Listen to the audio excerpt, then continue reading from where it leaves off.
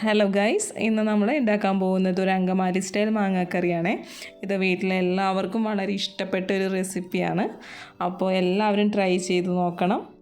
അപ്പോൾ നമുക്ക് വീഡിയോയിലേക്ക് കിടക്കാം. അപ്പോൾ നമുക്ക് ആവശ്യമായിട്ടുള്ള ഇൻഗ്രീഡിയൻസ് കാണാം കേട്ടോ. ഒരു അരമുറി തേങ്ങയുടെ 1-ാം പാലും 2-ാം പാലുമാണ് എടുത്ത് വെച്ചിരിക്കുന്നത്. അതേപോലെ തന്നെ ഒരു 4-5 തണ്ട് കറിവേപ്പില കേട്ടോ. ഇത് നമുക്ക് താളിക്കാനും കൂടി ആവശ്യമായിട്ടുള്ള കറിവേപ്പിലയാണ് വെച്ചിരിക്കുന്നത്. പിന്നെ മെയിൻ ഇൻഗ്രീഡിയൻ്റ് ആയിട്ടുള്ള മാങ്ങയാണ്. അധികം പുളിയില്ലാത്ത മാങ്ങ നോക്കി എടുക്കുക. അതൊരു മാങ്ങ ഞാൻ സ്ലൈസ് ചെയ്ത് വെച്ചിരിക്കുക. ഒരു ചെറിയ പീസ് ഇഞ്ചി അത് നീളത്തിലരിഞ്ഞ് വെച്ചിരിക്കുന്നുണ്ട്. പിന്നെ ഒരു 2-3 പച്ചമുളക്, പിന്നെ വറ്റൽമുളകും ഉള്ളിയും നമ്മുടെ താളിക്കാൻ വേണ്ടിയാണ് കേട്ടോ. പിന്നെ 2 മീഡിയം സൈസ് സവാള അത് നീളത്തിലരിഞ്ഞ് വെച്ചിരിക്കുക. ഇനി നമുക്കൊരു മൺചട്ടി എടുക്കാം കേട്ടോ. ഞാനിത് ഫ്ലെയിം ഓൺ ചെയ്തിട്ടില്ല. അതിലേക്ക് ഇഞ്ചി അരിഞ്ഞ് വെച്ചിരിക്കുന്ന സവാള, പിന്നെ പച്ചമുളകുമാണ് നമുക്ക് ആവശ്യം. ആ പച്ചമുളകും കൂടി നമുക്ക് മൺചട്ടിയിലേക്ക് ഇട്ട് കൊടുക്കാം. പിന്നെ ആ കറിവേപ്പില കുറച്ച് ഞാൻ താളിക്കാൻ മാറ്റി വെച്ചിട്ടുണ്ട്. ബാക്കി വേപ്പില നമ്മൾ ഇതിലേക്ക് ഇട്ട് കൊടുക്കുക. അതുപോലെ തന്നെ ആവശ്യത്തിന് ഉപ്പ്, അത് എല്ലാവരുടെയും ഇഷ്ടത്തിനനുസരിച്ചാണ് കേട്ടോ ചേർക്കുന്നത്. അപ്പോൾ ഞാനിവിടെ ഒരു 2 ടേബിൾ സ്പൂൺ ഉപ്പ് ചേർത്തിട്ടുണ്ട്. പിന്നെ അതുപോലെ തന്നെ ഒരു 1/4 ടീസ്പൂൺ മഞ്ഞൾപ്പൊടിയാണ് കേട്ടോ ചേർത്തിരിക്കുന്നത്. ഒരു 2.5 ടേബിൾ സ്പൂൺ മല്ലിപ്പൊടി, പിന്നെ ഒരു കളറിന് വേണ്ടി മാത്രം ഞാനൊരു 1/2 ടീസ്പൂൺ മുളക് പൊടി ചേർത്തിട്ടുണ്ട്. അതിനുശേഷം നമുക്ക് ആവശ്യമായിട്ടുള്ള വെളിച്ചെണ്ണ യൂസ് ചെയ്യാം കേട്ടോ. ഇതിന് നമ്മൾ വേറെ ഓയിലൊന്നും യൂസ് ചെയ്യരുത്, വെളിച്ചെണ്ണ തന്നെയാണ് കറിക്ക് നല്ലത്.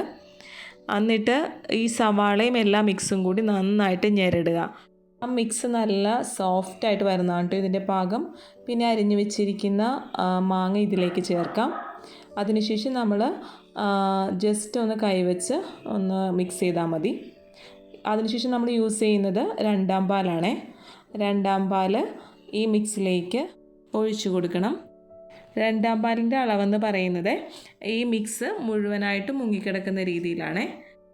എന്നിട്ട് നമ്മൾ അടുപ്പിൽ വെച്ചിട്ട് ഒരു മീഡിയം ഫ്ലെയിമിൽ വെച്ച് മൂടി വയ്ക്കുക. നല്ല തിള വരുന്നതിന് ശേഷം കുറച്ച് നേരവും കൂടി ആ മീഡിയം ഫ്ലെയിമിൽ തന്നെ കറി ഒന്ന് ഇളക്കി കൊടുക്കേണ്ടതാണ്. മാങ്ങ ഇതിൽ കിടന്ന് നന്നായിട്ട് വെന്ത് കിട്ടണം. ഒന്ന് കുറുകി വരുമ്പോഴത്തേക്കും ആവശ്യമെങ്കിൽ കുറച്ച് ഉപ്പും കൂടി ചേർത്ത് കൊടുക്കുക. അതിനുശേഷം നമ്മൾ 1-ാം പാലാണ് ചേർക്കുന്നത്. 1-ാം പാൽ ചേർത്ത് കഴിഞ്ഞാൽ നിങ്ങൾക്ക് എല്ലാവർക്കും അറിയാവുന്ന പോലെ തിളക്കരുത്. അത് ജസ്റ്റ് ഒന്ന് ചൂടാവാനേ പാടുള്ളൂ. നന്നായിട്ട് ചൂടായി വരുമ്പോഴത്തേക്കും നമുക്ക് ഇത് ഫ്ലെയിം ഓഫ് ചെയ്യാം.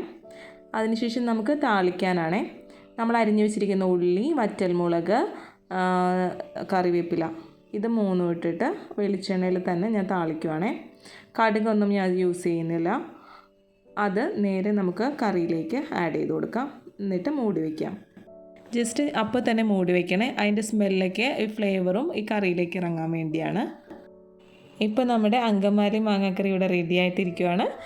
വളരെ ടേസ്റ്റി ആയിട്ടുള്ളൊരു വിഭവമാണ്, മസ്റ്റ് ട്രൈ ആണ്. അതുപോലെ തന്നെ ഈ വീഡിയോ ഇഷ്ടപ്പെട്ടെങ്കിൽ നിങ്ങൾ ലൈക്ക് ചെയ്യുക, സബ്സ്ക്രൈബ് ചെയ്യുക, മറ്റുള്ളവരായിട്ട് ഷെയർ ചെയ്യുക. ഇത് എല്ലാവർക്കും ഇഷ്ടപ്പെടുക എന്നുള്ള കാര്യത്തിൽ എനിക്ക് തീർച്ചയാണ്. അപ്പോൾ താങ്ക്സ് ഫോർ വാച്ചിങ്.